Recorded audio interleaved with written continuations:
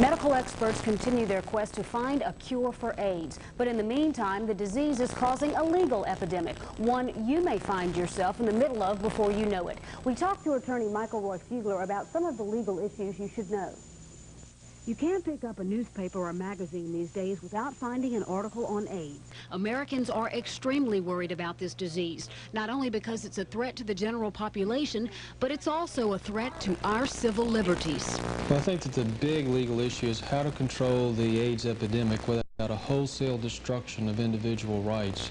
You have instances of mandatory testing, you have instances of tracing sexual contact of people that have AIDS with people that they've had contact with, and it raises these unprecedented legal conflicts over the state's exercise of police power to enforce this versus individual rights. We're talking about our individual rights in the workplace, in finding housing, in securing health and medical insurance, as well as our simple rights to privacy. As for the workplace, California is the front runner in lawsuits involving employees with AIDS, but no precedent has really been set. In the meantime, locally, some employers are educating their employees about the potential problems this disease can have in the workplace. Basic laws that we have in Louisiana protect a person from being injured or having damage caused them by another person.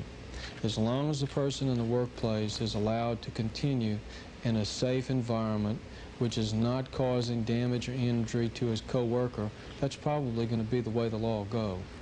As for insurance, several insurance companies in Louisiana are now requiring AIDS antibody testing before issuing major life and health insurance policies. If you test positive, then it's the insurance company's right to refuse you coverage.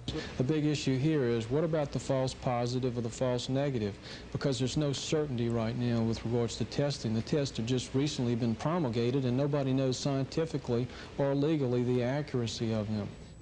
AIDS isn't the only sexually transmitted disease that creates liability for the general public. People who transmit communicable diseases are finding themselves in trouble with the law. And attorney Michael Roy Fugler will discuss this as well as new legislation regarding AIDS, and we continue our look at this tomorrow at 5 o'clock on Consumers in the Law.